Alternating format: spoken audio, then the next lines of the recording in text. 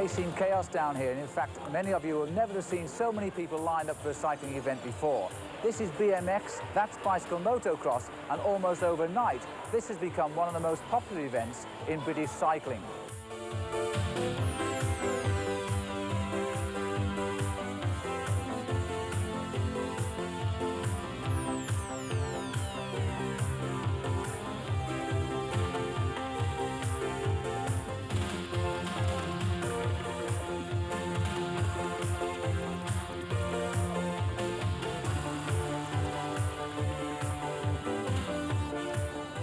Well, there we have a typical BMX race, but of course there's a lot more to it than meets the eye.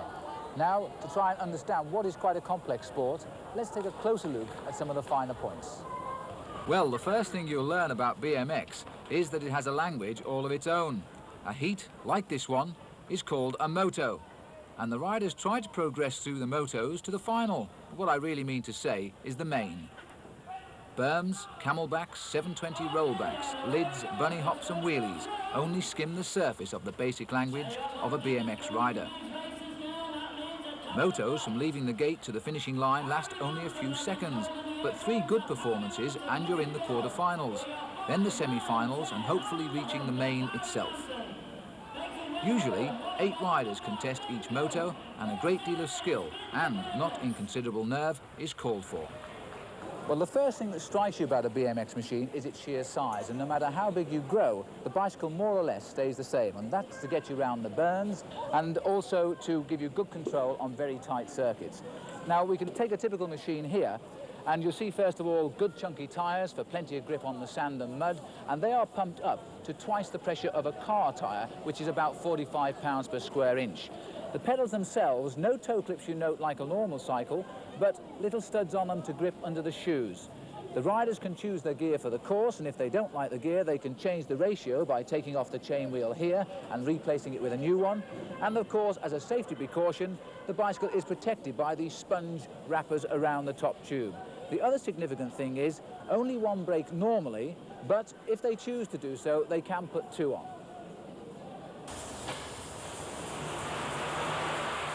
TI Rally produce over 300,000 BMX machines a year, and their burners, as they are called, are tested often to destruction in the Product Design Centre in Nottingham. Forks are able to withstand a collision with a curb at 10 miles an hour, and the hammer test is no more destructive than that of a rider in full cry. You can probably imagine the strain on a pair of handlebars, which are not just used for steering, but also for supporting the whole body weight. And this is what I mean.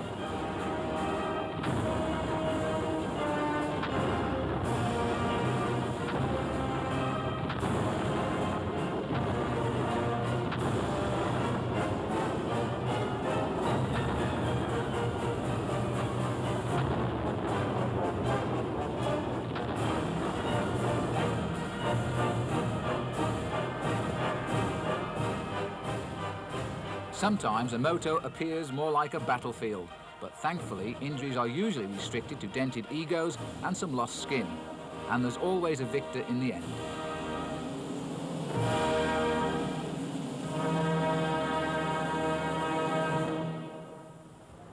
Each year in Harrogate, the International Festival of Cycling, sponsored by Cycling Magazine, gives BMX riders the chance to keep up to date with the wide range of machines and equipment. Although a BMX bike can cost less than £100, clothing and spare parts are always in demand.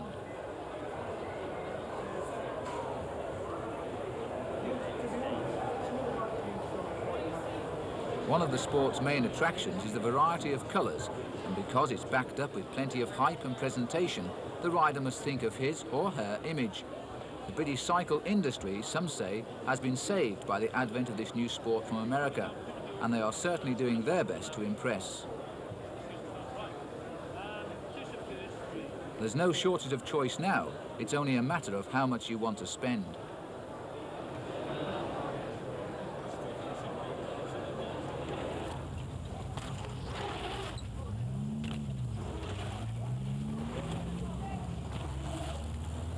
In Brixton, South London, best use has been made of an old skateboard track. Now, whatever happened to that game? And young enthusiasts put their machines through their paces with ease. It looks simple, doesn't it? But remember, A fall on this surface could be serious, and helmets, sorry, lids, should always be worn. Besides, isn't that part of the glamour?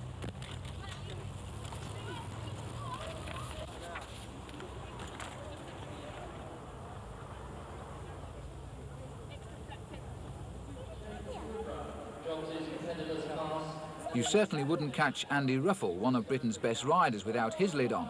And here he is at Birmingham's National Exhibition Centre, turning this moto into just that, an exhibition.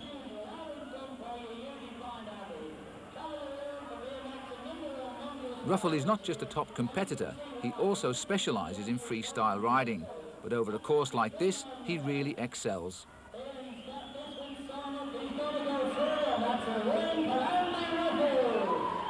And now let's ask him how he does it. First of all, let's take the start. Is that important? Very important. The start is the most important part of the race.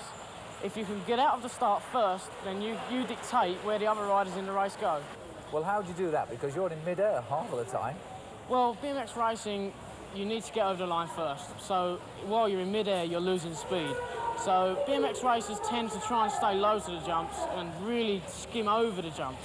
If you go off the jumps, then you're losing speed. So tend to stay on the ground. So that's a little bit like skiing, isn't it? The same principle applies. Very, yeah.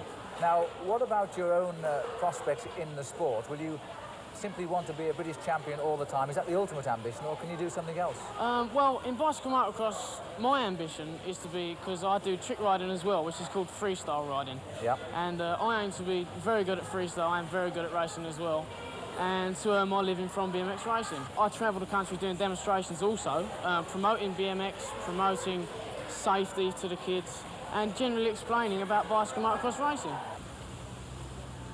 Britain's #1 is Tim March from Dorset, and like Andy, is always ready to pass on the secrets of success. BMX, trying to teach you how to get around the track a lot safer than you are now, hopefully a lot faster, and a lot more competently, all right?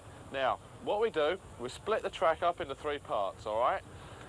We run from the start to the first turn to the second turn down there, and the second turn to the finish, okay? Now, what I'll do, I'll demonstrate myself what I want you to do, okay? Now, you watch while I'm demonstrating, then afterwards, you run through one at a time. The start is very, very critical. If you don't get a good start, it means you're having to work up through a load of riders that could be a lot slower than you, which is causing you a little bit of extra hard work. So you've got to concentrate on the start a lot as well, okay? Now, 2-pedal starts are the quickest start. Okay, you're up on your pedals already. You don't have to put your second foot up on the pedal when you've gone. You're up there already. It enables you to balance just a little bit easier, and you're on the bike in a central position. All right? Now, when we do some starts, I want to see you doing some 2-pedal starts.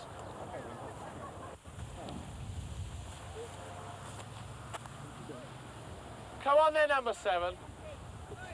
Nice and low. Now for the inside now. On the inside, okay, let's keep going, keep pedalling. Good lad, nice line. That was clean, good lad. Okay, so keep it nice and low over this jump. Come on, let's go. Come on, you can pedal harder than that. Come on, Lisa, now for the inside. That's it, now head for the inside. Go on, keep pedaling, go on. In a group, you can always pick out the ones that want to try and always the ones that want to win easily. You know, there's always maybe 1 or 2 in a group that will put a little bit more effort in than the others. You know, so they do shine out a lot of the time, even though they're not the fastest. They're not necessarily the fastest, they're just the ones that try the most. Now, what we're going to do, well, what I'll do, is demonstrate which line's going to be used for what, okay?